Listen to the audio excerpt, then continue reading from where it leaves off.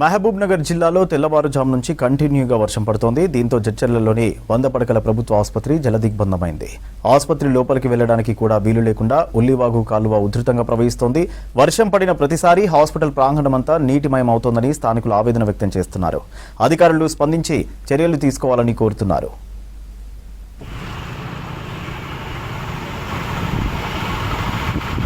కాలు నొప్పి ఉందంట, ఈ నీళ్ళకి వస్తే కాలు ఎక్కువ కాదా?